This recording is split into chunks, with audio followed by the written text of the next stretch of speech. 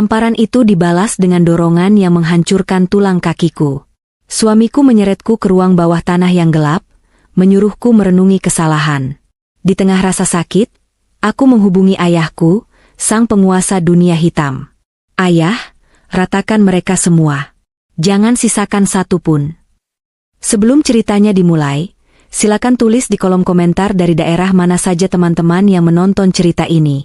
Jangan lupa like dan subscribe agar channel ini bisa semakin berkembang dan bisa mempersembahkan cerita yang lebih menarik lagi.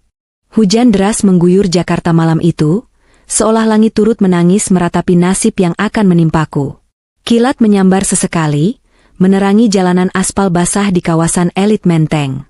Aku duduk di kursi belakang taksi online, memijat pelipisku yang berdenyut nyeri. Perjalanan bisnis ke Bandung selama 3 hari ini benar-benar menguras tenaga. Seharusnya aku pulang besok pagi, tapi rasa rindu pada suamiku membuatku memutuskan untuk pulang lebih awal. Aku ingin memberinya kejutan.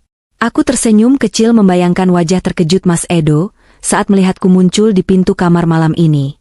Aku bahkan sudah membelikan jam tangan yang sudah lama ia incar sebagai oleh-oleh. Sopir taksi membelokkan mobil memasuki gerbang rumah kami yang megah.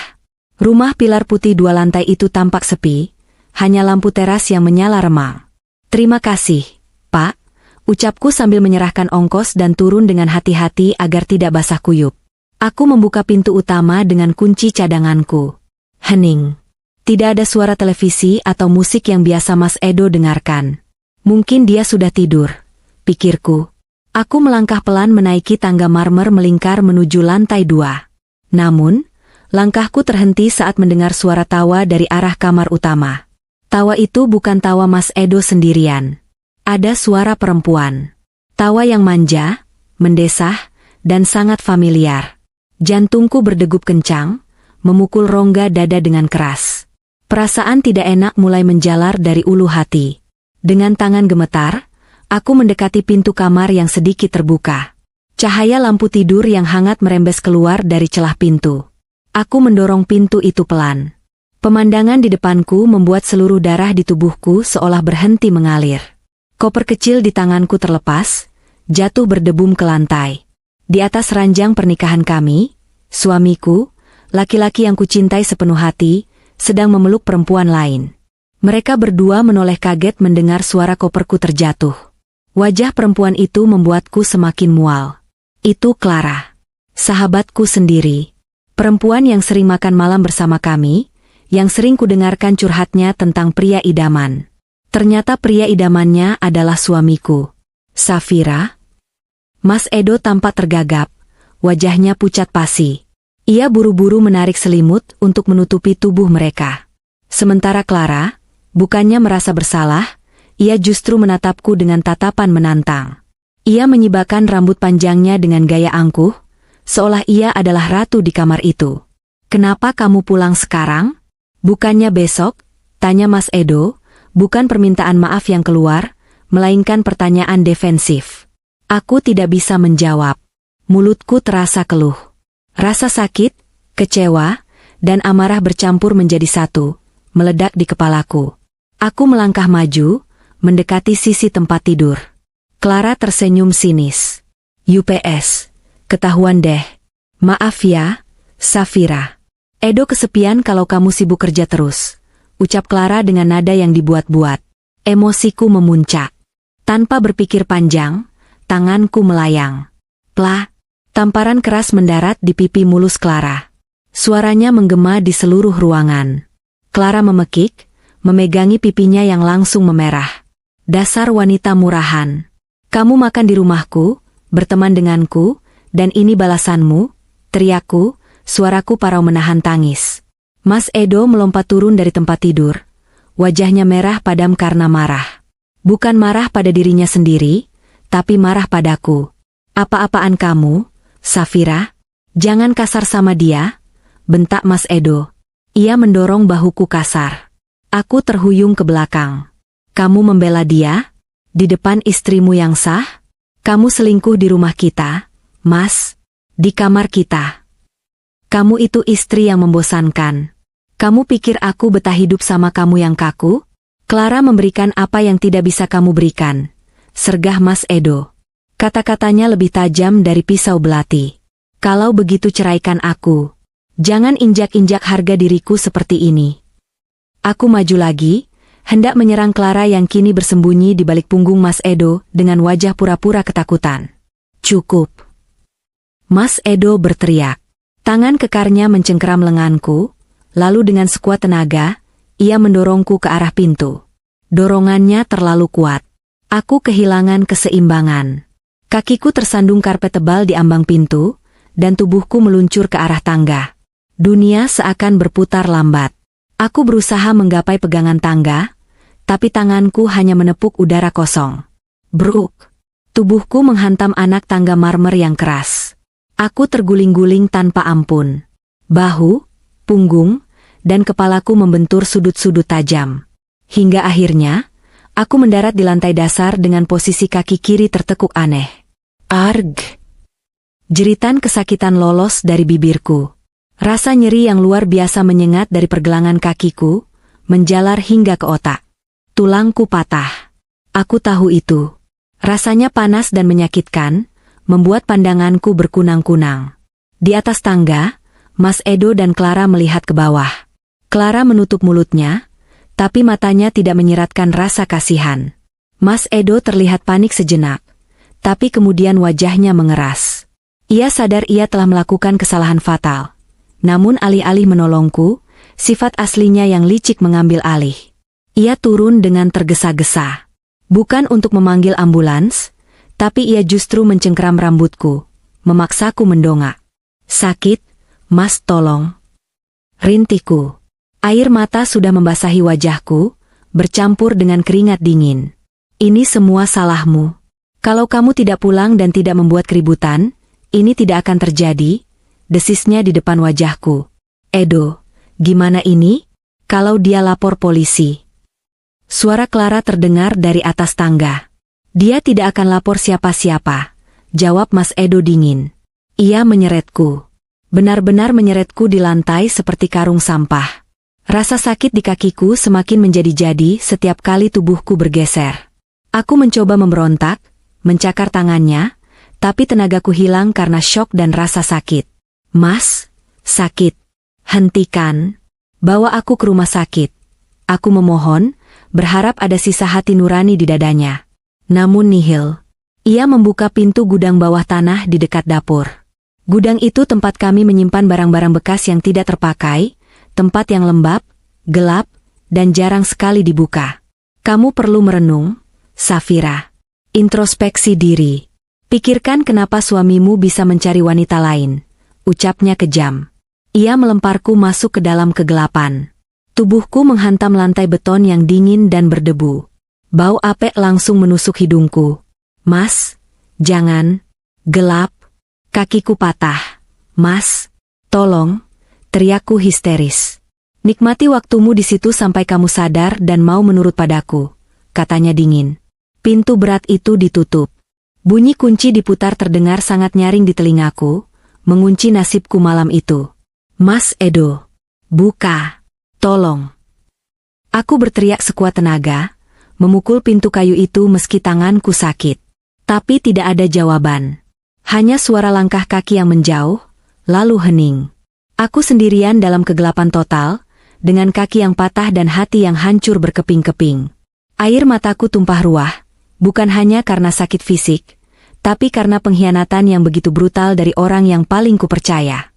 Di lantai yang dingin itu, aku meringkuk, menahan rasa sakit yang menyiksa, menyadari bahwa pernikahan dongengku telah berubah menjadi mimpi buruk yang mengerikan. 1 jam, 2 jam, atau mungkin sudah 5 jam aku terkurung di sini. Aku tidak tahu pasti. Waktu terasa berjalan sangat lambat di dalam kegelapan yang pekat ini. Rasa sakit di kaki kiriku sudah berubah dari nyeri tajam menjadi denyutan panas yang menyebar ke seluruh tubuh, membuatku demam dan menggigil kedinginan. Lantai beton yang kududuki terasa lembab, dan sesekali aku mendengar suara cicit tikus di sudut ruangan yang membuat bulu kuduku meremang. Mas Edo benar-benar gila. Dia membiarkan istrinya sendiri sekarat di gudang bawah tanah, sementara dia mungkin sedang bersenang-senang di atas sana bersama Clara. Rasa cinta yang dulu kumiliki untuknya perlahan menguap, berganti menjadi kebencian yang mendalam. Kebencian yang membakar, yang menjadi satu-satunya sumber tenagaku untuk tetap sadar. Aku meraba-raba lantai di sekitarku, berharap menemukan sesuatu, apa saja yang bisa membantuku. Tanganku menyentuh tumpukan majalah bekas, kardus-kardus berisi perabot lama, dan debu tebal.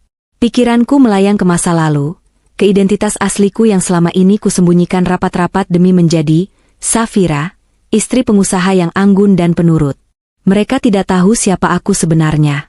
Edo menikahiku karena mengira aku anak yatim piatu kaya raya yang mewarisi harta orang tua angkatku. Dia tidak tahu bahwa nama asliku adalah Sophia, putri tunggal dari Burhanuddin, atau yang lebih dikenal di dunia hitam sebagai Abah Burhan. Aku meninggalkan kehidupan keras ayahku 10 tahun lalu, karena ingin hidup normal. Aku ingin kedamaian, bukan kekerasan. Tapi malam ini, kedamaian itu telah direnggut paksa. Jika mereka menginginkan perang, maka aku akan memberikan neraka. Tiba-tiba, tanganku menyentuh sesuatu yang keras di saku dalam blazerku yang masih melekat di tubuh. Ponsel. Bukan ponsel utamaku yang tadi terjatuh di kamar saat koperku terlepas, tapi ponsel jadul Nokia kecil yang selalu kusimpan sebagai jimat. Ponsel darurat yang diberikan Abah 10 tahun lalu saat aku pamit pergi. Kalau ada yang menyakitimu, Neng, pencet tombol 1. Abah akan datang, bahkan jika Abah harus membakar satu kota. Begitu pesan Abah dulu. Dengan tangan gemetar hebat, aku mengeluarkan benda kecil itu. Layarnya menyala redup, menampilkan 1 bar baterai tersisa. Masih hidup. Terima kasih Tuhan.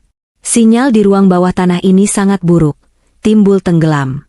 Aku mengangkat ponsel itu tinggi-tinggi, menggeser tubuhku dengan menyeret kaki yang patah, menahan jeritan sakit demi mendapatkan 1 bar sinyal. Dapat. Aku menekan tombol angka 1 dan menahannya. Panggilan cepat. Tuh. Nada sambung terdengar. Jantungku berpacu. Apakah nomor ini masih aktif? Apakah Abah masih menyimpannya? Halo?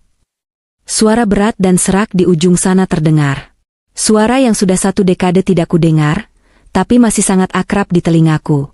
Itu suara Abah. Ada nada waspada dalam suaranya, seolah ia tidak percaya telepon ini berbunyi. Air mataku tumpah lagi. Pertahananku runtuh. Abah. Cicitku lemah. Hening sejenak di seberang sana. Lalu suara Abah berubah, terdengar panik dan tajam. Neng? Sophia? Itu kamu, nak? Abah sakit. Bah, isaku, rasa sakit di kaki dan hatiku tak terbendung lagi. Edo, dia matahin kaki Neng. Dia kurung Neng di gudang bawah tanah. Aku bisa mendengar suara kursi bergeser kasar di seberang sana, diikuti suara gelas pecah. Dia apa? Dia mematahkan kakimu? Suara Abah menggelegar, penuh amarah yang tertahan. Tolong, Bah. Neng gak kuat. Dia sama selingkuhannya di atas, mereka ketawa sementara Neng kesakitan di sini. Jangan matikan teleponnya. Tetap bicara sama Abah. Julian. Teriakan Abah kepada anak buahnya terdengar samar tapi tegas. Siapkan mobil. Semua pasukan inti. Kita ke Menteng sekarang. Bawa senjata lengkap. Ratakan rumah itu. Abah. Dengar, Neng. Tahan sebentar. Abah sedang jalan. Jangan tidur, tetap sadar. Demi Allah, siapapun yang menyentuh ujung rambutmu, besok dia tidak akan melihat matahari terbit. Aku terus menggenggam ponsel itu di telingaku, mendengarkan instruksi Abah yang sedang mengomando pasukannya. Aku mendengar suara mesin mobil menderu, suara kokangan senjata, dan sirene samar. Rasanya seperti mendengar malaikat maut sedang bersiap menjemput musuh-musuhnya. Waktu berlalu lagi, tapi kali ini terasa lebih cepat karena ada harapan. Sekitar 20 menit kemudian, aku mendengar suara keributan dari lantai atas. Bukan suara tawa lagi. Brak! Suara pintu depan didobrak paksa. Terdengar teriakan kaget Mas Edo. Siapa kalian? Hei! Ini properti pribadi, Satpam. Diam kamu bajingan. Itu suara Julian. Tangan kanan Abah yang dulu sering mengantarku sekolah. Terdengar suara pukulan, benda-benda pecah, dan teriakan histeris Clara. Edo tolong. Lalu suara langkah kaki berat, banyak sekali langkah kaki, berlarian di lantai atas. Cari Sophia. Cari sampai ketemu.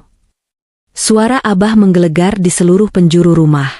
Di sini, di gudang bawah tanah, teriakku, meski suaraku lemah. Aku memukul-mukul pintu dari dalam. Sesaat kemudian, langkah kaki bergemuruh mendekati pintu gudang. Dor. Kunci pintu ditembak hancur dalam sekali letusan. Pintu didorong terbuka kasar. Cahaya senter yang menyilaukan masuk, diikuti sosok tegap dengan setelan jas hitam yang sudah tak asing lagi. Abah. Rambutnya kini sudah memutih semua, tapi tubuhnya masih tegap dan matanya masih setajam elang. Di belakangnya berdiri Julian dengan wajah khawatir. Neng. Abah langsung berlutut di lantai yang kotor, tidak mempedulikan jas mahalnya terkena debu. Ia melihat kakiku yang bengkak dan posisinya aneh. Rahangnya mengeras, matanya berkaca-kaca menahan murka. Sakit, Bah. Maafin Abah, Neng. Maafin Abah telat, bisiknya. Ia menoleh ke arah Julian. Bawa tandu. Hati-hati sama kakinya. Bawa ke rumah sakit kita. Panggil dokter bedah terbaik sekarang juga. Julian dan dua orang berbadan besar mengangkat tubuhku dengan sangat hati-hati ke atas tandu. Saat mereka membawaku keluar dari gudang pengap itu menuju ruang tengah, aku melihat pemandangan yang memuaskan sekaligus mengerikan. Rumah Moaku sudah seperti kapal pecah. Vas bunga pecah, lukisan miring. Puluhan pria berjas hitam dengan wajah garang berdiri memenuhi ruangan. Dan di tengah ruangan, berlutut di lantai dengan wajah babak belur, ada Mas Edo dan Clara. Tangan mereka diikat ke belakang. Wajah Edo bengkak, darah mengalir dari hidungnya. Clara menangis histeris, makeupnya luntur, gaun tidurnya robek di bagian bahu. Mereka mendongak saat melihat aku ditandu keluar. Mata Edo membelalak lebar saat melihat siapa yang memimpin pasukan itu. Dia mengenali Abah Burhan, sosok yang ditakuti semua pengusaha di Jakarta, sosok yang selama ini hanya ia dengar rumornya. Safira, siapa mereka? Tanya Edo gemetar. Abah berhenti tepat di depan Edo. Ia menatap menantunya itu dengan tatapan membunuh. Tanpa aba-aba, Abah menendang dada Edo hingga terpental ke belakang. Buge. Namanya Sophia. Dan kau baru saja membangunkan naga yang sedang tidur. Nak, geram Abah. Bawa mereka. Jangan bunuh dulu. Kematian terlalu mudah untuk anjing-anjing ini. Aku menatap Edo yang mengerang kesakitan. Tidak ada rasa kasihan lagi di hatiku. Saat Julian membawaku melewati pintu depan menuju mobil ambulans pribadi yang sudah menunggu, aku tahu satu hal, Safira yang lemah dan penurut sudah mati di gudang bawah tanah tadi. Yang selamat adalah Sophia, putri sang naga, dan pembalasan dendamku baru saja dimulai. Bau antiseptik yang tajam dan dengungan halus mesin pendingin ruangan menjadi hal pertama yang menyapa indraku saat kesadaranku perlahan kembali. Kelopak mataku terasa berat, seolah dilem dengan timah. Namun, rasa sakit yang menyengat di kaki kiriku segera mengirimkan sinyal ke otak, memaksaku untuk bangun dari tidur panjang ini. Aku mengerjap, menyesuaikan mata dengan cahaya lampu yang lembut di langit-langit. Ini bukan gudang bawah tanah yang gelap dan pengap itu. Ini adalah kamar yang luas, sangat luas untuk ukuran kamar rumah sakit. Dindingnya bercat krem elegan, ada sofa kulit berwarna coklat tua di sudut, televisi layar datar raksasa, dan vas bunga lili putih segar di atas meja nakas. Sudah bangun, Neng? Suara berat itu membuatku menoleh ke samping. Abah Burhan duduk di kursi sebelah ranjangku, tangannya sedang sibuk mengupas apel dengan pisau lipat kecil yang bilahnya berkilau tajam. Wajah garangnya yang biasa membuat preman pasar gemetar, kini tampak lelah. Lingkaran hitam menggantung di bawah matanya, menandakan ia tidak tidur semalaman menjagaiku. Abah. Suaraku serak, tenggorokanku terasa kering seperti gurun pasir. Abah segera meletakkan apel dan pisaunya, menuangkan air hangat ke dalam gelas dan membantuku minum dengan sedotan. Pelan-pelan. Dokter bilang kamu pingsan 2 hari karena syok dan dehidrasi. Kakimu sudah dioperasi, dipasang pen. Tulangnya retak parah, tapi dokter bilang kamu bisa jalan lagi normal dalam beberapa bulan. Aku menatap gips tebal yang membungkus kaki kiriku hingga ke lutut. Ingatan malam itu kembali menyerbu benakku seperti air bah. Wajah Edo yang dingin saat mendorongku, tawa Clara yang mengejek, dan gelapnya gudang bawah tanah itu. Rasa sakit fisik ini tidak sebanding dengan rasa sakit di dadaku. Hatiku rasanya sudah dicabut paksa, menyisakan lubang menganga yang kini diisi oleh bara api dendam. Mereka di mana, Bah? Tanyaku dingin. Abah menghela napas panjang, rahangnya mengeras. Ia mengambil kembali pisau lipatnya, memainkannya dengan gerakan memutar yang berbahaya. Si bajingan Edo dan pelacur kecil itu, mereka ada di salah satu gudang, pembinaan, Abah di Tanjung Priok. Anak-anak sudah memberi mereka sedikit pelajaran sopan santun. Belum mati, tapi mereka pasti berharap mati saja. Abah menatapku tajam, matanya menyala dengan kemarahan seorang ayah yang putrinya disakiti. Katakan saja, Neng, satu kata dari mulutmu. Bunuh. Dan detik ini juga kepala mereka akan Abah kirim ke rumah orang tua mereka dalam kotak kado. Tawaran itu sangat menggoda. Membayangkan Edo dan Clara lenyap dari muka bumi, akan memberikan kepuasan instan. Tapi kemudian, aku teringat tatapan merendahkan Edo. Kamu itu istri yang membosankan. Kamu tidak punya siapa-siapa. Jika aku membunuh mereka sekarang, mereka tidak akan pernah tahu siapa yang sebenarnya mereka lawan. Mereka akan mati dengan berpikir bahwa mereka hanya sial, karena berurusan dengan mertua yang galak. Tidak. Itu terlalu mudah. Itu terlalu cepat. Aku menggeleng pelan. Jangan, Bah. Abah mengerutkan kening, pisau di tangannya berhenti berputar. Jangan, kamu masih mencintainya? Setelah dia melemparmu seperti sampah? Nada suara Abah meninggi, kecewa. Bukan cinta, Bah, potongku cepat. Aku berusaha duduk, menahan nyeri di kaki. Mataku menatap lurus ke manik mata Abah. Kalau Abah bunuh mereka sekarang, mereka cuma sakit sebentar lalu selesai. Mereka mati tanpa rasa penyesalan. Aku nggak mau itu.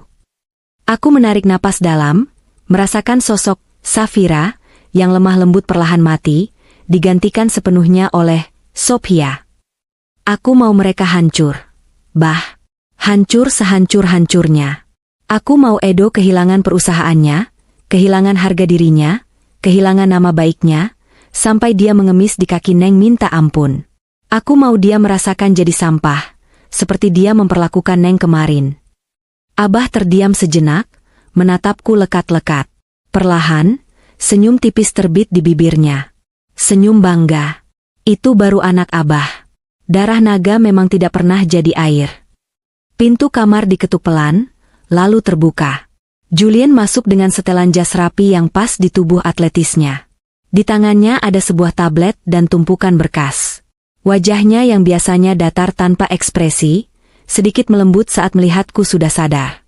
Nona Sophia, syukurlah Anda sudah sadar. Ucapnya sopan, menundukkan kepala sedikit. Julian adalah anak asuh Abah yang paling cerdas. Lulusan terbaik universitas luar negeri, ahli strategi, dan petarung tangan kosong yang mematikan. Dia satu-satunya orang selain Abah yang tahu masa laluku. Julian, Neng Sophia punya rencana mainan baru, kata Abah sambil terkekeh sinis. Dia mau main kucing-kucingan dulu sebelum menerkam.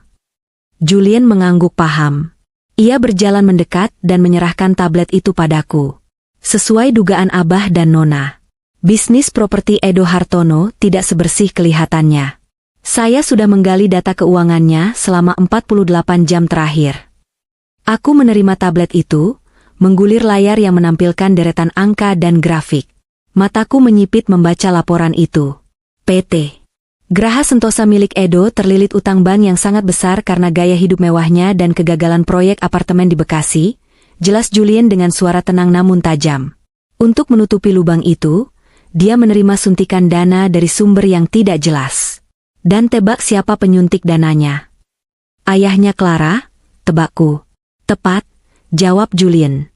Hendra Wijaya, ayah Clara.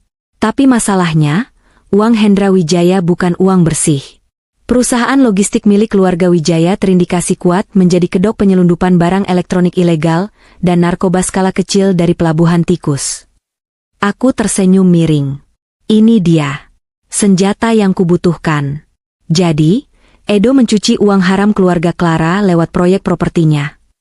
Benar. Mereka pikir mereka pintar, tapi jejak digitalnya berantakan, tambah Julian. Saya bisa menghancurkan mereka dalam satu klik, menyerahkan bukti ini ke KPK atau kepolisian. Tapi, Julian menatapku, menunggu perintah. Jangan dulu, kataku, simpan sebagai kartu as. Kita butuh momen yang pas. Momen di mana mereka merasa berada di puncak dunia, lalu kita jatuhkan ke dasar jurang. Aku menatap Abah. Bah, lepaskan mereka. Abah melotot. Apa? Lepaskan Edo dan Clara. Suruh anak buah Abah pura-pura kalau ini cuma peringatan keras. Bilang sama mereka kalau Abah melepaskan mereka karena permohonan istrinya yang bodoh ini. Jelasku, otakku mulai menyusun skenario jahat. Kamu mau balik ke sana? Tanya Julian, nada suaranya terdengar tidak setuju. Ada kekhawatiran yang tersirat jelas di matanya. Itu berbahaya, Nona. Edo itu nekat. Aku harus balik, Julian. Untuk menghancurkan benteng, kita harus ada di dalamnya. Jawabku tegas. Aku akan berpura-pura jadi istri bodoh yang memaafkan suaminya demi nama baik. Mereka pasti akan lengah. Mereka akan merasa menang. Dan saat itulah, aku akan mengumpulkan bukti fisik dari dalam rumah itu. Abah tampak berpikir keras, menimbang-nimbang risiko. Namun, melihat tekad di mataku, dia akhirnya mengalah. Oke. Tapi dengan syarat, kata Abah tegas, menunjuk wajahku dengan pisaunya. Julian akan memantau 24 jam. Kamu pakai alat penyadap. Kalau Edo mengangkat tangannya sedikit saja ke arahmu, rencana batal, dan Abah akan langsung mengirim rudal ke rumah itu. Setuju, jawabku. Dan satu lagi, tambah Julian, ia merogoh saku jasnya dan mengeluarkan sebuah benda kecil berbentuk seperti kancing baju. Ini panic button model terbaru. Tekan sekali, saya dan tim akan mendobrak masuk dalam 3 menit. Jangan ambil risiko konyol, Nona. Aku menggenggam kancing kecil itu. Terasa dingin di telapak tanganku. Terima kasih, Julian.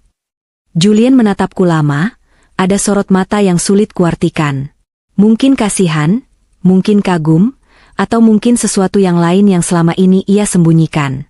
Saya akan menyiapkan segalanya. Nona istirahatlah. Besok, pertunjukan dimulai. Malam itu, di kamar rumah sakit yang mewah, aku tidak bisa tidur. Aku menatap pantulan wajahku di cermin kamar mandi.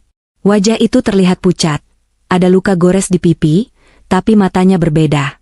Mata itu bukan lagi mata Safira yang naif. Itu mata Sophia, putri sang naga yang siap membakar segalanya. Nikmati kemenangan sementaramu, Edo, bisikku pada bayangan di cermin. Karena sebentar lagi, kamu akan tahu rasanya neraka. Mobil Alphard hitam milik Abah berhenti tepat di depan gerbang rumahku di Menteng. Rumah yang 3 hari lalu menjadi saksi bisu kehancuran hidupku. Luka fisik di kakiku masih terasa nyeri berdenyut setiap kali mobil berguncang sedikit, tapi rasa nyeri itu kuabaikan. Aku punya peran yang harus dimainkan, dan peran ini membutuhkan konsentrasi tingkat tinggi. Ingat, Nona. AirPH di telinga kanan Nona terhubung langsung ke saya. Jangan dilepas. Suara Julian terdengar jernih melalui alat kecil seukuran biji jagung yang tersembunyi di balik rambutku yang kugerai. Siap, jawabku pelan. Pintu mobil dibuka oleh sopir. Aku keluar dengan susah payah, dibantu tongkat penyangga ketiak. Penampilanku hari ini sengaja kubuat sedikit berantakan tapi tetap rapi, mencerminkan istri yang terluka namun berusaha tegar. 2 orang anak buah Abah yang berbadan besar memapahku sampai ke pintu depan, lalu mengetuknya dengan kasar. Pintu terbuka. Wajah Edo muncul. Dia terlihat kacau. Ada lebam biru di sudut bibirnya dan perban di keningnya, hadiah dari pembinaan anak buah Abah. Saat melihatku, matanya membelalak kaget, lalu berubah menjadi tatapan curiga bercampur takut. Di belakangnya, Clara muncul dengan wajah yang juga tidak kalah berantakan, meski ia berusaha menutupinya dengan make-up tebal. Silakan, Nyonya, ucap salah satu anak buah Abah dengan suara keras dan formal, lalu mereka mundur dan kembali ke mobil, meninggalkan aku berdiri sendirian di hadapan 2 pengkhianat itu. Hening sejenak. Suasana terasa sangat canggung dan tegang. Kamu ngapain balik ke sini? Tanya Edo terbata, suaranya parau. Dia melirik ke arah mobil hitam yang perlahan menjauh, memastikan monster-monster itu benar-benar pergi. Aku menarik napas dalam, memanggil kemampuan akting terbaikku. Aku menundukkan kepala, membuat bahuku terlihat merosot lemah. Aku nggak punya tempat lain. Mas, cicitku pelan. Dan, aku mikirin omongan Mas Edo. Mungkin aku memang salah karena terlalu sibuk kerja dan gak perhatiin Mas. Edo dan Clara saling berpandangan. Kebingungan jelas terpampang di wajah mereka. Mereka pasti mengira aku akan datang membawa pengacara atau polisi, atau setidaknya datang untuk meludah di wajah mereka. Reaksi tundukku ini di luar prediksi mereka. Perlahan, senyum arogan mulai kembali ke wajah Edo. Rasa percaya dirinya yang sempat hancur karena dihajar Abah, kini tumbuh lagi saat melihatku tak berdaya. Baguslah kalau kamu sadar, dengus Edo. Dia tidak membantuku, malah membuka pintu lebih lebar dengan gaya bos. Masuk. Jangan bikin malu dilihat tetangga. Aku melangkah masuk dengan terpincang-pincang. Suara tongkatku beradu dengan lantai marmer menggema di ruangan sunyi itu. Clara menatapku dari ujung kaki sampai ujung kepala dengan tatapan jijik, seolah aku adalah kuman penyakit. Hebat ya, sindir Clara sambil melipat tangan di dada. Sudah dibikin cacat, masih mau balik. Dasar perempuan gak punya harga diri. Kalau aku jadi kamu, aku sih udah malu. Tanganku mencengkeram gagang tongkat dengan kuat hingga buku-buku jariku memutih. Sabar, Sophia. Sabar. Biarkan dia menggonggong, batinku. Clara, tolong jangan gitu, kataku dengan suara bergetar yang dibuat-buat. Aku cuma mau pertahanin rumah tanggaku. Aku nggak mau jadi janda. Tolong mengerti. Edo tertawa kecil, tawa yang meremehkan.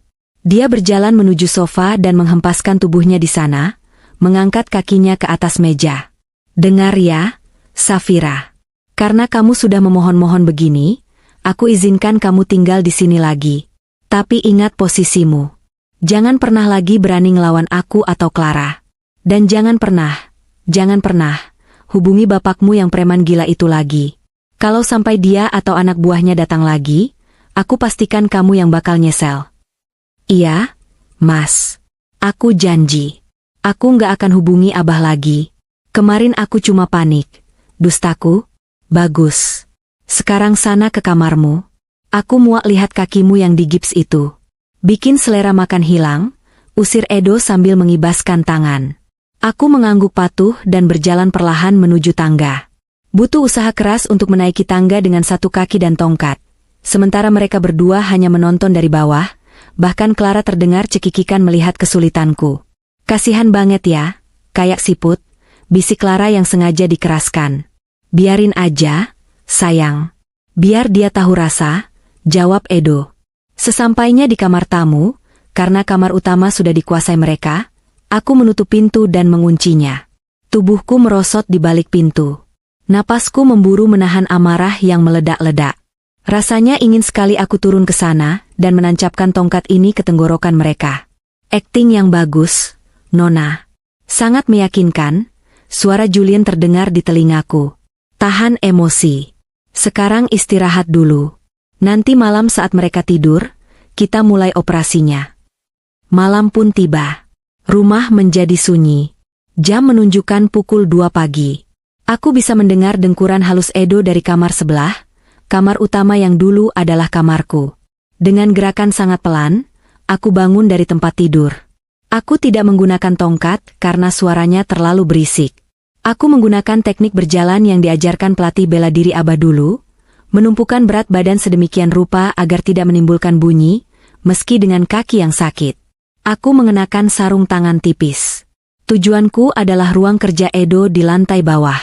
Julian sudah menyiapkan beberapa alat penyadap nirkabel seukuran kancing baju yang tadi ia selipkan di dalam gips kakiku.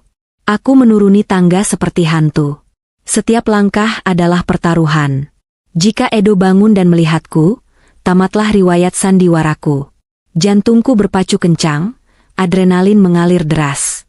Sesampainya di depan ruang kerja, aku mencoba memutar gagang pintu. Terkunci. Terkunci, Julian, bisikku nyaris tak terdengar. Gunakan penjepit rambut Nona. Masukkan ke lubang kunci, tekan pin ketiga ke atas, instruksi Julian tenang. Aku melepas jepit rambut hitamku, membengkokkannya sedikit, dan mulai mengutak-atik lubang kunci. Ini keahlian lama yang sudah lama tidak kuasah. Klik. Pintu terbuka. Aku menyelinap masuk dan menutup pintu kembali. Ruangan itu berbau rokok dan parfum murahan Clara. Aku menyalakan senter kecil. Sasaranku adalah di bawah meja kerja, di balik lukisan dinding, dan di sela-sela rak buku. Dengan cekatan, aku menempelkan alat penyadap itu di tempat-tempat tersembunyi. 1 di bawah meja, cek, gumamku. 1 di balik telepon rumah, cek. Tiba-tiba, aku mendengar suara langkah kaki di luar. Langkah kaki yang berat. Itu Edo. Aku mematikan senter seketika. Tubuhku membeku. Langkah itu mendekat ke arah ruang kerja. Sial, dia mau masuk. Bisik Julian tegang di telingaku. Sembunyi, Nona. Aku panik. Tidak ada tempat bersembunyi yang aman selain kolong meja kerja yang sempit. Dengan susah payah, aku menyeret kakiku masuk ke kolong meja, meringkuk di antara kabel-kabel komputer yang berdebu. Pintu ruang kerja terbuka. Lampu ruangan dinyalakan. Cahaya terang menembus celah kolong meja. Aku menahan napas, menutup mulutku rapat-rapat dengan tangan. Aku melihat sepasang kaki Edo melangkah masuk. Dia berjalan menuju meja, tepat di tempatku bersembunyi. Dia duduk di kursi kerjanya. Kursi itu berdeci turun, menekan ruang di bawahnya. Jantungku rasanya mau copot. Kalau dia menunduk sedikit saja, atau kalau kakinya menyenggol kakiku yang digips. Edo mengangkat telepon. Halo. Iya, Pak. Suaranya terdengar berat. Dia bicara dengan ayahnya Clara. Aku menajamkan pendengaran, sementara Julian di seberang sana pasti sedang merekam percakapan ini. Tenang aja, Pak. Si Safira bodoh itu udah balik. Dia nggak lapor polisi. Iya, dia takut sama saya. Soal pengiriman barang di pelabuhan besok aman? Oke. Kontainer nomor XC90 di dermaga 3 kan? Isinya aman tertutup tekstil? Siap. Keuntungan bulan ini kita bagi 60-40 ya, Pak. Saya lagi butuh dana segar buat nutup mulut auditor. Mataku terbelalak. Jackpot. Dia baru saja mengonfirmasi pengiriman barang ilegal besok. Edo menutup telepon, lalu menghela napas panjang. Dia diam sejenak di kursi, mengetuk-ngetukkan jari di meja tepat di atas kepalaku. Keringat dingin mengucur di pelipisku. Dasar perempuan bodoh. Gumam Edo pada dirinya sendiri, mungkin sedang memikirkanku. Untung bapaknya nggak ikut campur lagi. Dia berdiri, mematikan lampu, dan berjalan keluar. Aku menunggu sampai suara langkah kakinya benar-benar hilang di lantai atas, dan suara pintu kamar utama tertutup. Nona? Anda baik-baik saja? Suara Julian terdengar khawatir. Aku menghembuskan napas panjang yang sedari tadi kutahan. Tubuhku gemetar, bukan karena takut, tapi karena kegembiraan yang meluap. Aku baik-baik saja, Julian, bisikku sambil merangkak keluar dari kolong meja. Dan kita baru saja mendapatkan tiket emas untuk menghancurkan mereka.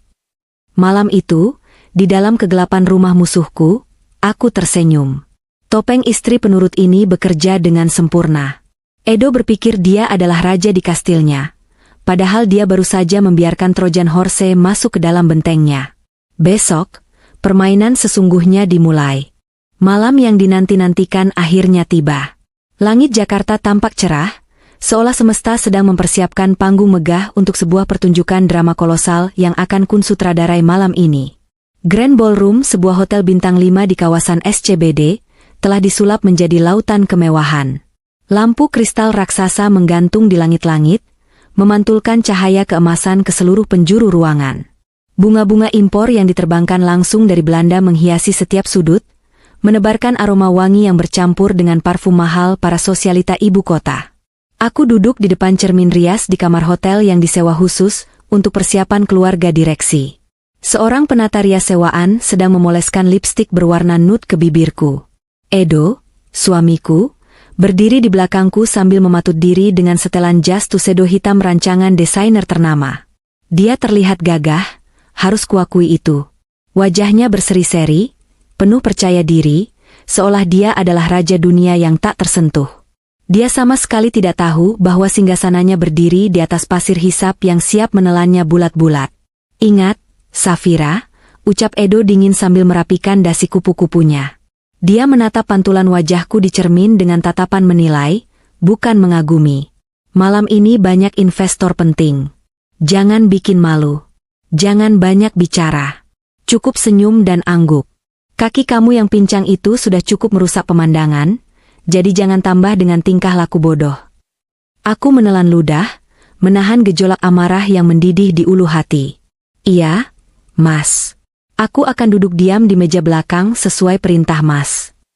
Bagus, jawabnya singkat. Dia lalu melirik jam tangannya yang mahal, jam yang dibelinya menggunakan uang hasil menipu investor. Clara mana? Dia harusnya sudah siap. Dia akan mendampingiku menyambut tamu VIP di depan. Hati ini terasa dicubit mendengar dia menanyakan Clara dengan nada khawatir, sementara istrinya sendiri dihina.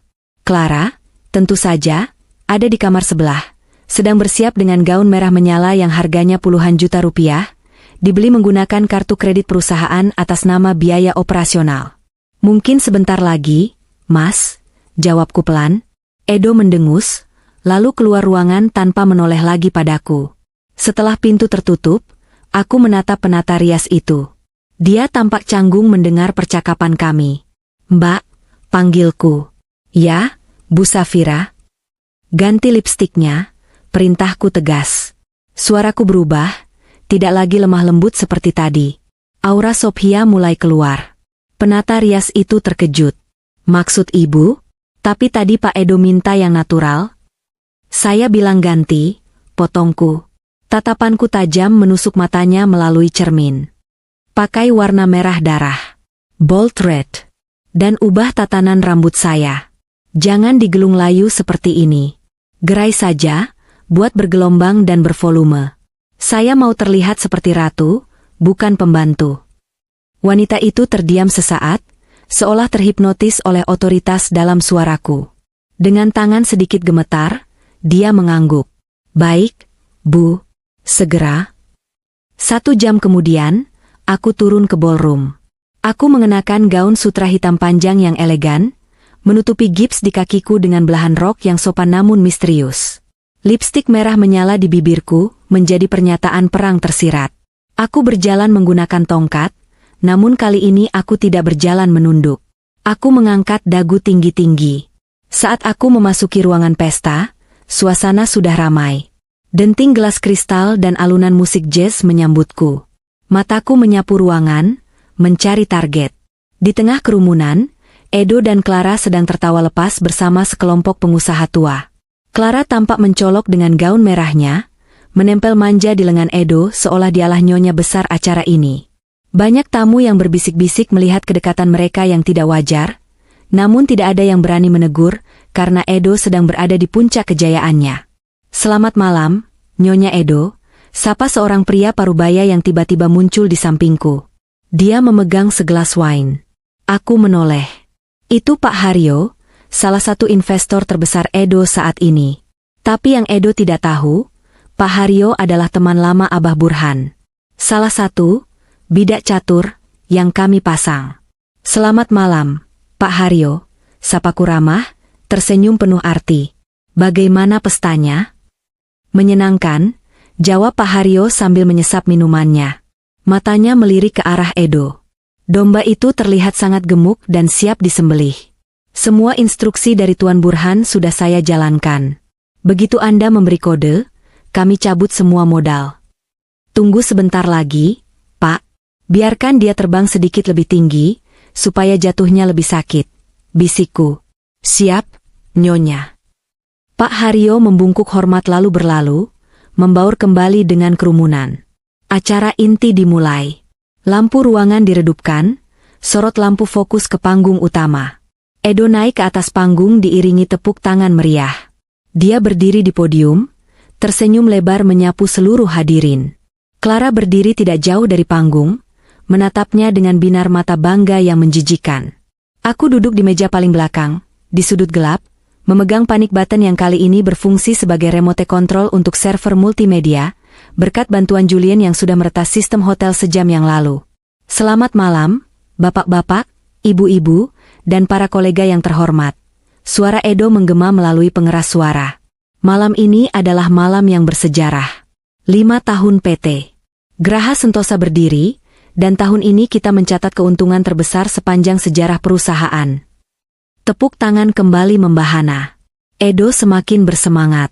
Keberhasilan ini tidak lepas dari kerja keras, integritas, dan kejujuran yang selalu saya junjung tinggi. Lanjut Edo. Kata, kejujuran, keluar dari mulutnya terdengar seperti lelucon paling kotor yang pernah kudengar. Saya ingin berterima kasih kepada partner-partner saya, dan tentu saja, kepada sosok yang selalu mendukung saya. Dia menoleh ke arah Clara, bukan padaku. Beberapa orang di ruangan itu tampak tidak nyaman, menyadari keberadaanku di belakang. Sebagai penutup pidato saya ingin mempersembahkan sebuah video perjalanan perusahaan kita. Silakan saksikan layar di belakang saya, ucap Edo dengan bangga. Dia menyingkir sedikit, memberi ruang agar layar LED raksasa di belakang panggung terlihat jelas. Musik orkestra yang megah mulai beralun. Sekarang, bisikku dalam hati. Aku menekan tombol di ponsel pintarku yang terhubung dengan sistem Julien. Layar besar itu menyala. Namun, bukan logo perusahaan atau grafik keuntungan yang muncul.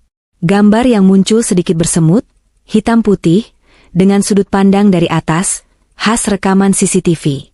Hening. Musik orkestra tiba-tiba berhenti, digantikan oleh suara desahan napas yang diperkuat sound system ribuan watt. Gambar di layar semakin jelas.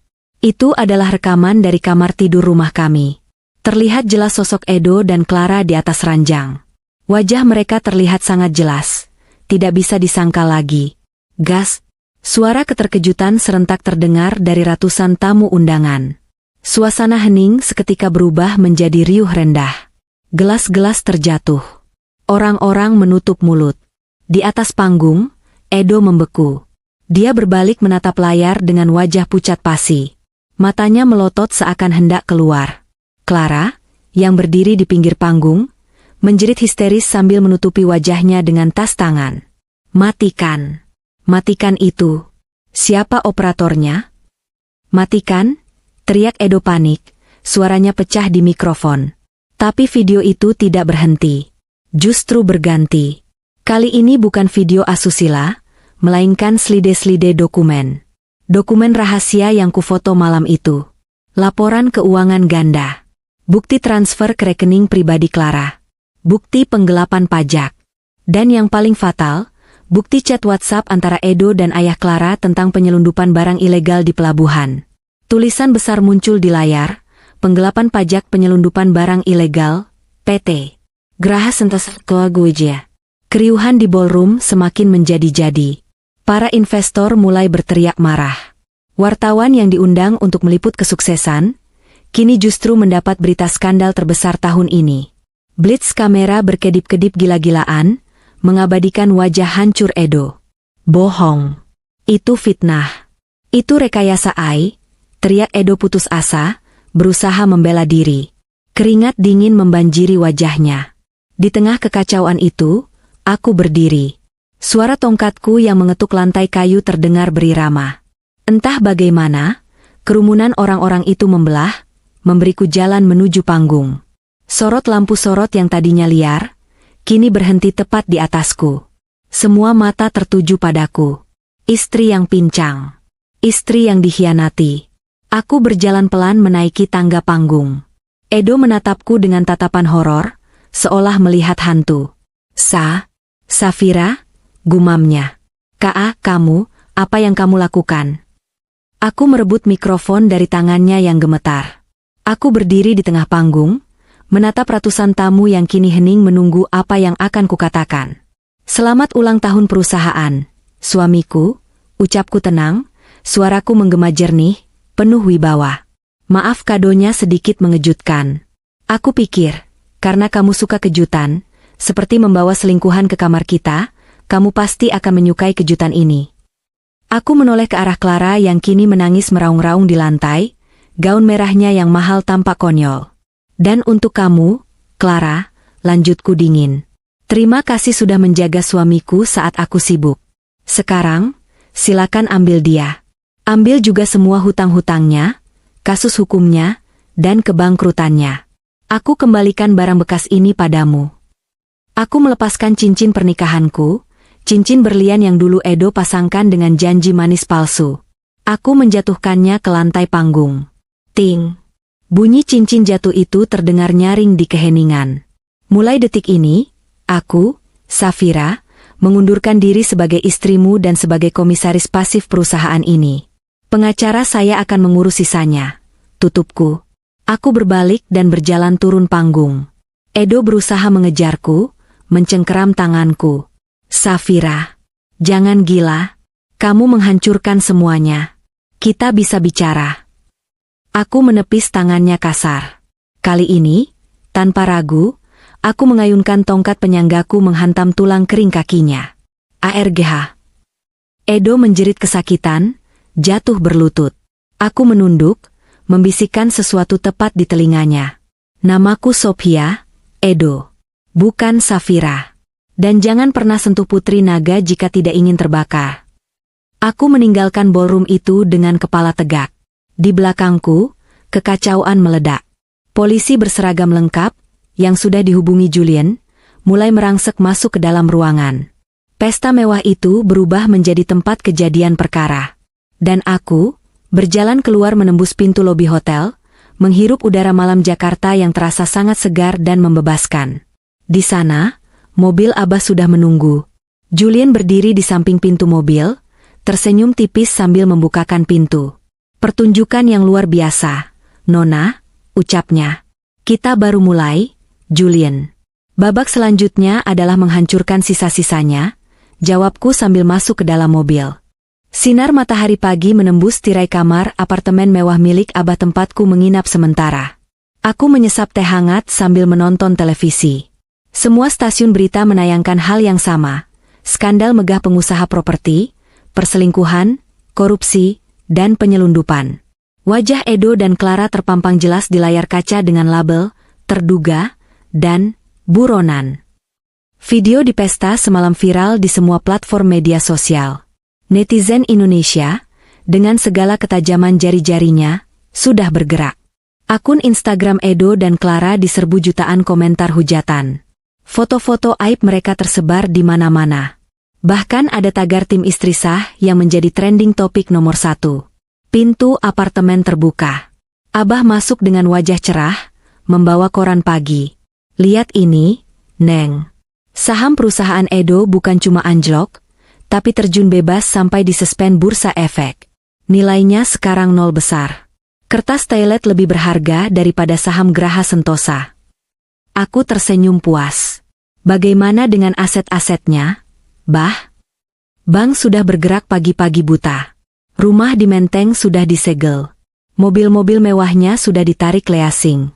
Semua rekening pribadinya dibekukan oleh PPATK karena indikasi pencucian uang. Jelas Abah sambil duduk di sofa, menggigit pisang goreng. Dia sekarang gelandangan, Neng. Gelandangan dengan hutang ratusan miliar. Keluarga Clara? Tanyaku. Nah, ini bagian serunya, sahut Julian yang baru muncul dari dapur membawa tablet. Berkat info kontainer yang Nona dapatkan, Bea Cukai dan polisi menggerebek gudang ayah Clara dini hari tadi. Mereka menemukan ribuan unit ponsel ilegal dan sabu-sabu yang disembunyikan di dalam boneka impor. Hendra Wijaya dan istrinya sudah ditangkap. Clara? Dia lolos dari hotel semalam, tapi sekarang statusnya DPO. Mereka pasti sedang panik setengah mati, gumamku. Mereka ada di mana sekarang? Tanyaku pada Julian. Julian mengetuk layar tabletnya beberapa kali, lalu menunjukkan sebuah lokasi di peta digital. Pelacakan sinyal ponsel Edo menunjukkan dia ada di sebuah motel murah di pinggiran Jakarta Timur. Sepertinya itu satu-satunya tempat yang bisa dia bayar dengan sisa uang tunai di dompetnya. Tampilkan CCTV motel itu kalau bisa, pintaku. Julian, sang jenius teknologi, hanya butuh 2 menit untuk meretas sistem keamanan motel kelas melati itu. Di layar televisi besar apartemen, muncul gambar hitam putih dari koridor motel yang kotor dan suram. Terlihat Edo sedang berdebat hebat dengan Clara di depan pintu kamar nomor 12. Edo masih memakai kemeja tuxedo semalam yang kini kusut dan kotor, dasi kupu-kupunya sudah hilang. Clara juga masih memakai gaun merah mewahnya yang kini tampak seperti kostum badut yang menyedihkan. Rambutnya acak-acakan. "Ini semua gara-gara kamu, Edo," teriak Clara. Suaranya terdengar samar dari mikrofon CCTV yang kualitasnya buruk. "Kalau kamu becus urus istri pincangmu itu, kita nggak bakal kayak gini. Papaku ditangkap gara-gara kamu." "Gara-gara aku?" Edo membalas dengan bentakan yang lebih keras. Dia mendorong Clara hingga membentur dinding koridor yang berjamur. "Kamu yang gatal. Kamu yang minta dibeliin ini itu sampai aku harus korupsi. Kamu yang teledor ngomong di telepon. Sekarang kamu nyalahin aku? Hah? Aku mau pulang. Aku mau keluar negeri," rengek Clara histeris. "Pakai apa? Sayap?" Edo tertawa sumbang, tawa orang yang sudah kehilangan akal sehat. "Paspor kita pasti sudah dicekal. Kartu kreditku ditolak semua. Uang tunai di dompetku tinggal 300.000. Kita tamat, Clara. Tamat." Edo merosot duduk di lantai koridor yang kotor, menjambak rambutnya sendiri dengan frustrasi. Pria yang kemarin malam berdiri gagah di podium, kini tampak seperti onggokan sampah. Tidak ada lagi wibawa, tidak ada lagi kesombongan. Hanya ketakutan murni. Aku menonton adegan itu tanpa rasa iba sedikitpun. Justru rasa lega yang luar biasa memenuhi dadaku. "Belum tamat, Edo," bisikku pada layar televisi. "Ini baru permulaan dari penderitaanmu." Tiba-tiba, di layar CCTV, terlihat dua orang pria berbadan besar dengan jaket kulit hitam mendekati mereka.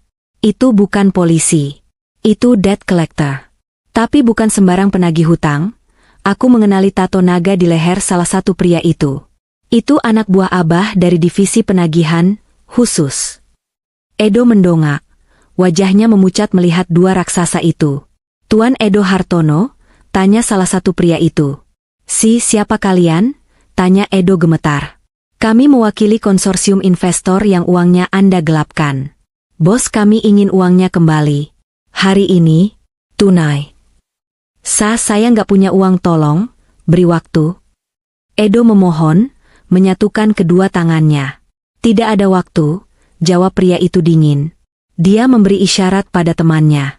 Tanpa basa-basi, mereka menyeret Edo dan Clara.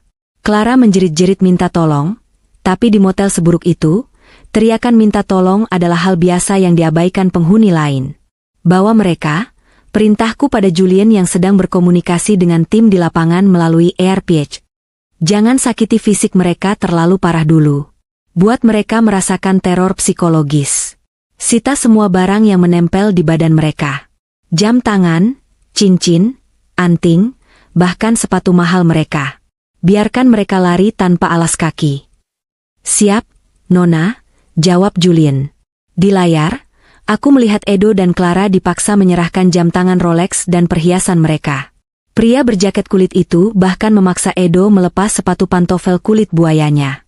"Ini sebagai cicilan bunga," kata penagih hutang itu sambil menendang Edo agar menjauh. "Besok kami datang lagi. Kalau tidak ada uang, mungkin ginjal kalian laku dijual." Mereka pergi meninggalkan Edo dan Clara yang menangis meraung di lantai kotor. Edo tanpa sepatu, Clara tanpa perhiasan. Mereka benar-benar jatuh miskin dalam semalam. Sore harinya, aku memutuskan untuk mengunjungi rumah lamaku di Menteng. Rumah itu kini dipasang garis polisi dan stiker penyitaan ban berwarna merah mencolok di gerbangnya. Beberapa tetangga yang dulu sering memandangku sebelah mata, kini berbisik-bisik melihatku turun dari mobil mewah dengan dikawal bodyguard. Aku berdiri di depan gerbang, menatap bangunan megah yang kini tampak suram itu. Truk-truk pindahan dari pihak bank sedang mengangkut keluar sofa-sofa mahal, lukisan, dan barang elektronik. Aku melihat sofa tempat Edo biasa duduk sambil memerintahku, diangkat kasar dan dimasukkan ke dalam truk. Tiba-tiba, sebuah taksi butut berhenti tak jauh dari sana.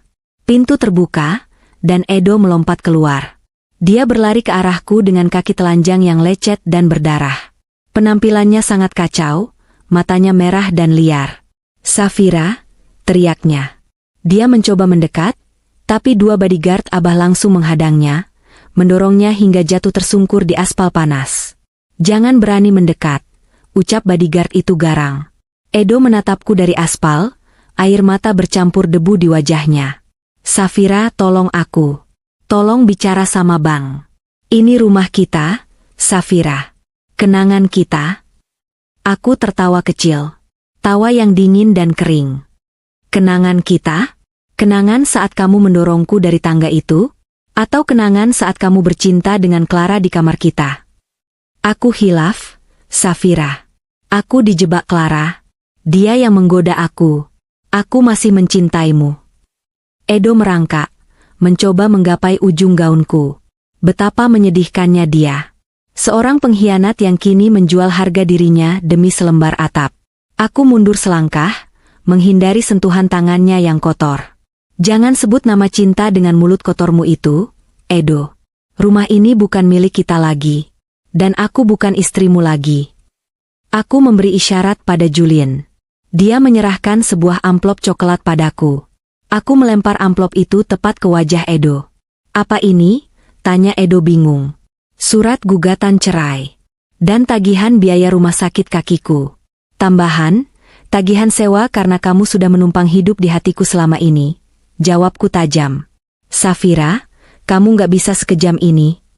Aku menunduk, menatapnya dengan tatapan yang sama seperti saat Abah menatap musuh-musuhnya. "Kamu belum melihat kekejaman, Edo. Kamu baru melihat muka dimahnya. Nikmati hidup barumu di jalanan. Hati-hati kalau tidur, tikus got Jakarta kadang suka menggigit." Aku berbalik, meninggalkan Edo yang meraung-raung memanggil namaku di depan gerbang rumah yang sudah disita. Langit Jakarta mulai mendung, seolah turut mengamini kehancuran seorang pria yang lupa daratan. Saat mobilku melaju pergi, aku melihat dari kaca spion, Edo masih berlutut di aspal, sementara hujan mulai turun rintik-rintik, membasuh sisa-sisa kejayaannya menjadi lumpur. Dan anehnya, untuk pertama kalinya setelah sekian lama, rasa sakit di kakiku tidak terasa lagi. Yang ada hanya rasa lega yang memabukkan. Seminggu telah berlalu sejak Edo diusir dari istananya sendiri. Jakarta sedang dilanda musim hujan yang ganas. Langit seolah tak pernah berhenti menumpahkan air, membuat jalanan ibu kota tergenang dan macet di mana-mana. Suasana suram ini sangat cocok dengan nasib mantan suamiku yang kini hidup seperti tikus got yang terbuang. Malam ini, aku sengaja keluar dari apartemen aman milik Abah. Aku meminta Julian untuk mengurangi jumlah pengawal yang terlihat. Hanya satu mobil sedan hitam yang membawaku, tanpa iring-iringan mencolok. Ini adalah umpan. Aku tahu Edo sedang mengintaiku. Laporan dari mata-mata Abah mengatakan bahwa Edo sudah 3 hari terakhir berkeliaran di sekitar gedung kantor lamanya, yang kini sudah diambil alih oleh kurator bank, dengan kondisi mabuk dan membawa pisau lipat. Dia putus asa, dan orang yang putus asa adalah orang yang paling berbahaya sekaligus paling ceroboh. Hujan makin deras, Nona. Jarak pandang terbatas, ujar Julian yang menyetir di depan. Matanya sesekali melirik spion tengah, waspada. "Terus jalan pelan, Julian. Biarkan dia melihat kita," jawabku tenang. Aku duduk di kursi belakang, memandang tetesan air hujan yang berlomba turun di kaca jendela. Mobil kami melintasi jalanan sepi di area Gudang Tua Jakarta Utara, rute yang sengaja kami pilih. Ini adalah jalan tikus yang dulu sering dilewati Edo untuk menghindari ganjil genap. Benar saja, saat mobil kami melambat di sebuah tikungan tajam yang gelap, sebuah motor butut tiba-tiba memotong jalan dan berhenti melintang. "Cheat." Julian menginjak rem dengan halus, tidak kaget sama sekali. Kami sudah menduganya. Sosok pria dengan jas hujan plastik murah yang sudah sobek turun dari motor. Dia berjalan sempoyongan ke arah mobil kami. Di tangan kanannya, berkilau sebuah linggis besi, bukan pisau lipat seperti laporan awal. Rupanya dia ingin merusak mobil ini. "Keluar! Keluar kau wanita iblis!" teriaknya. Suaranya serak, kalah oleh deru hujan. Itu Edo. Wajahnya tertutup brewok yang tidak terawat, matanya cekung dan merah, tubuhnya kurus kering. Dia memukul kap mesin mobil kami dengan linggis. "Dang! Keluar! Balikin hidup gue! Balikin semuanya!" raungnya lagi. Julian menoleh padaku, meminta izin. "Boleh saya urus sampah ini sekarang, Nona?" Tunggu, tahanku. Aku ingin melihat seberapa rendah dia bisa jatuh. Edo berlari ke samping, mencoba memecahkan kaca jendela tempatku duduk. Dia melihatku di dalam. Tatapan kami bertemu. Dulu, tatapan itu penuh keangkuhan. Sekarang, hanya ada kegilaan. Buka. Kita harus bicara, Safira. Kita harus balikan. Kalau kamu nggak mau, kita mati bareng di sini. Teriaknya histeris sambil memukulkan linggis ke kaca anti peluru. Kaca itu hanya retak sedikit, tidak pecah. Edo tampak bingung dan semakin frustrasi. Dia tidak tahu mobil ini dilapisi baja. Kasihan sekali, gumamku. Silakan, Julian. Julian mengangguk. Dia membuka pintu mobil dengan gerakan cepat. Edo yang sedang fokus memukul kaca tidak menyadari bahaya. Julian keluar, menepis serangan linggis Edo dengan satu tangan, lalu menghantamkan sikunya ke wajah Edo. Bug! Edo terpelanting jatuh ke aspal basah, linggisnya terlempar jauh. Dia mengerang, memegangi hidungnya yang mungkin patah lagi. Sebelum dia sempat bangun, dua mobil SUV hitam muncul dari kegelapan di belakang kami, pasukan bayangan Abah yang sedari tadi mengikuti dari jauh. 4 orang berbadan tegap turun, langsung mengepung Edo. Mereka menyeret Edo yang meronta-ronta di tengah lumpur dan hujan. Lepasin. Gue suaminya. Gue berhak atas dia, racau Edo. Bau alkohol menguar tajam dari mulutnya, bercampur dengan bau keringat dan air hujan. Aku membuka pintu mobil, Julian segera mempayungiku dengan payung hitam besar. Aku melangkah turun, sepatu hak tinggiku tidak menyentuh genangan air karena Julian dengan sigap menggelar karpet karet kecil. Sebuah detail pelayanan yang berlebihan tapi aku nikmati. Aku berdiri di hadapan Edo yang kini berlutut ditahan oleh 2 orang bodyguard. Hujan membasahi wajahnya, menyamarkan air mata atau ingus yang keluar. Suami? Tanyaku dingin. Suami macam apa yang mendorong istrinya dari tangga lalu mengurungnya di gudang? Itu karena kamu ngelawan. Coba kamu nurut, kita masih bahagia di Menteng sekarang. Edo masih saja menyalahkanku. Logikanya sudah rusak permanen. Kamu mau menculikku, Edo? Tanyaku sambil menunjuk linggis di kejauhan dengan daguku. Aku mau bawa kamu pergi. Kita mulai dari nol lagi. Aku cinta sama kamu, Safira. Clara itu penipu. Dia yang bikin aku hancur. Edo mulai menangis meraung-raung, suaranya pecah dan menyedihkan. Bawa dia, perintahku pada anak buah Abah. Ke kantor polisi, Nona, tanya salah satu bodyguard. Aku tersenyum tipis, senyum yang membuat Edo gemetar ketakutan. Bukan. Polisi terlalu nyaman buat dia. Bawa dia ke kantor, lama dia. Pelabuhan Peti Kemas Tanjung Priok. Dermaga 3. Tempat dia biasa menyelundupkan barang haram. Mata Edo terbelalak lebar. Enggak. Jangan ke sana.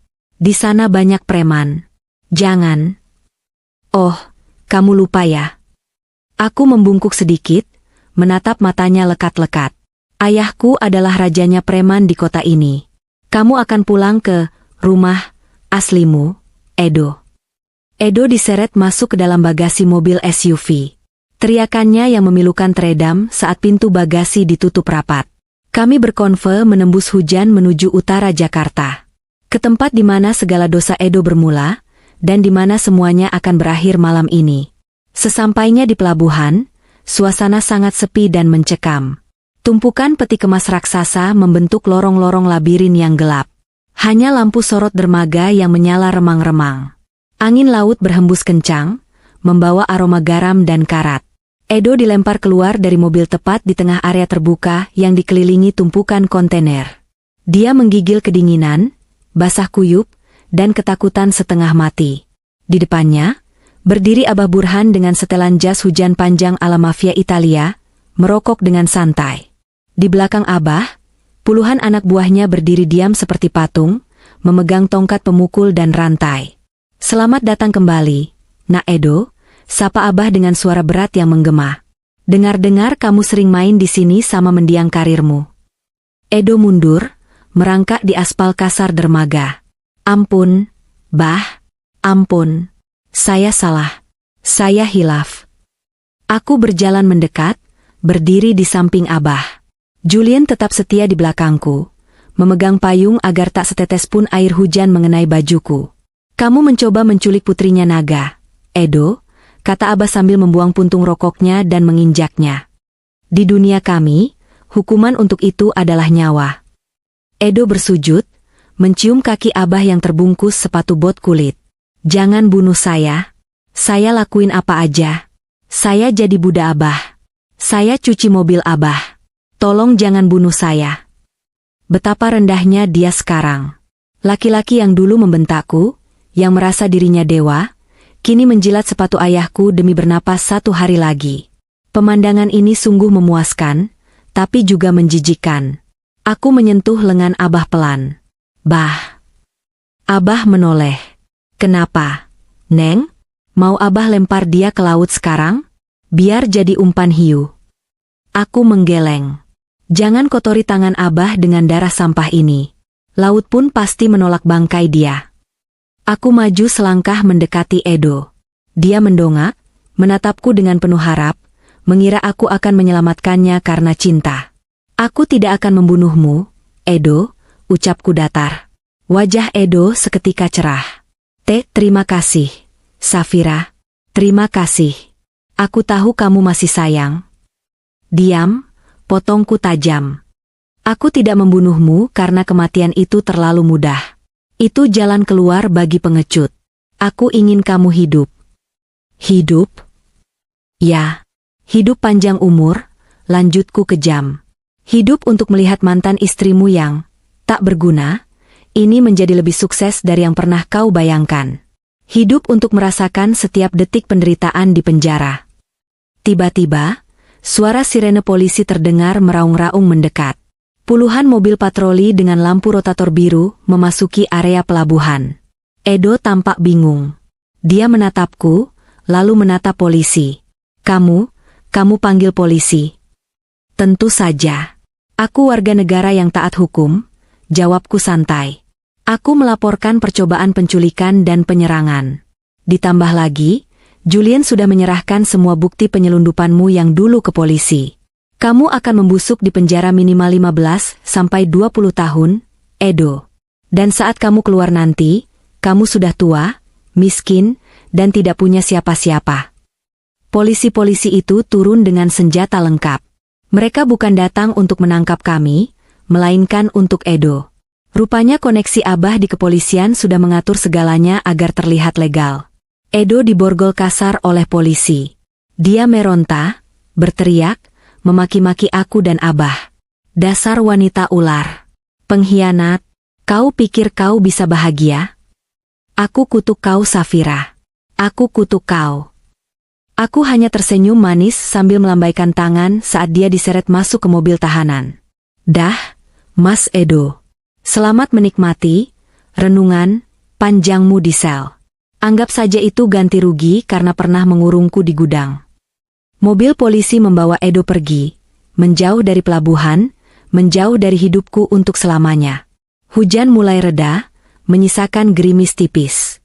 Abah merangkul bahuku. Puas, Neng?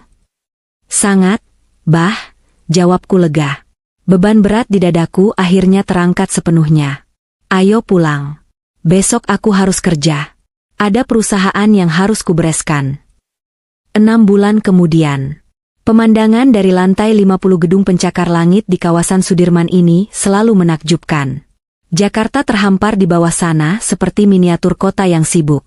Gedung-gedung bertingkat, jalanan yang padat merayap, dan langit biru yang cerah. Dulu, aku hanya bisa melihat pemandangan ini dari balik punggung Edo, saat aku membawakannya bekal makan siang ke kantor dan dia menyuruhku cepat pulang agar tidak mengganggu rapatnya. Sekarang, aku yang duduk di kursi kebesaran ini. Ruangan kantor ini sudah kurenovasi total. Tidak ada lagi nuansa maskulin yang kaku dan suram peninggalan Edo. Sekarang ruangan ini bergaya modern minimalis dengan sentuhan feminin yang elegan, dominasi warna putih, abu-abu, dan emas. Di dinding, tergantung lukisan abstrak karya seniman lokal yang harganya bisa membeli sebuah rumah mewah. Pintu ruangan diketuk pelan. Masuk, perintahku tanpa mengalihkan pandangan dari jendela besar. Julian masuk. Penampilannya pun berubah. Dia tidak lagi hanya memakai setelan jas hitam bodyguard. Sekarang dia mengenakan setelan bisnis navy blue yang rapi, rambutnya ditata klimis. Dia bukan lagi sekadar tangan kanan ayahku atau pelindungku, dia adalah direktur operasional di perusahaanku. Bu Sophia, rapat direksi 5 menit lagi. Semua pemegang saham sudah hadir, lapornya. Dia memanggilku, Bu Sophia, saat di kantor, sesuai permintaanku untuk menanggalkan identitas Safira sepenuhnya. Safira sudah mati. Sophia yang memimpin sekarang. Bagaimana dengan laporan kuartal ini? Tanyaku sambil memutar kursi menghadapnya. Julian tersenyum, meletakkan berkas di mejaku. Sangat memuaskan. Setelah kita membersihkan semua bisnis ilegal peninggalan Edo dan menggabungkannya dengan unit bisnis logistik legal milik Abah, profit perusahaan naik 200%. Kepercayaan investor sudah pulih sepenuhnya. Proyek apartemen yang sempat mangkrak kini sudah terjual habis. Aku mengangguk puas. Mengambil alih perusahaan Edo bukan perkara mudah. Aku harus memecat separuh karyawan yang korup, melunasi hutang-hutang bank dengan dana talangan dari Abah, yang kini sudah kulunasi kembali, dan membangun ulang citra perusahaan dari nol. Tapi darah bisnis Abah dan ketelitianku ternyata menjadi kombinasi yang mematikan. Bagus. Oh ya, ada kabar dari tempat itu? Tanyaku. Julian tahu apa yang kumaksud. Edo divonis 18 tahun penjara minggu lalu. Dia sempat mencoba mengajukan banding, tapi ditolak. Kabar dari dalam, dia sering diganggu oleh narapidana lain karena tidak punya uang untuk bayar uang keamanan. Dia kurus kering dan depresi. Sedangkan Clara, dia divonis 5 tahun karena membantu penyelundupan. Kabarnya dia sekarang jadi tukang cuci di penjara wanita. Aku mendengus pelan. Tidak ada rasa kasihan sedikit pun. Mereka menuai apa yang mereka tabur. Biarkan mereka membusuk, kataku sambil berdiri, merapikan blazer putihku. Kakiku sudah sembuh total. Tidak ada lagi gips, tidak ada lagi tongkat. Aku berjalan dengan heels 7 cm dengan langkah pasti dan penuh percaya diri. Aku berjalan mendekati Julian. Dia sedikit tegang saat aku berdiri di hadapannya, jarak kami cukup dekat. Terima kasih, Julian, ucapku lembut. Tanpa kamu dan Abah, aku mungkin sudah mati di gudang bawah tanah itu.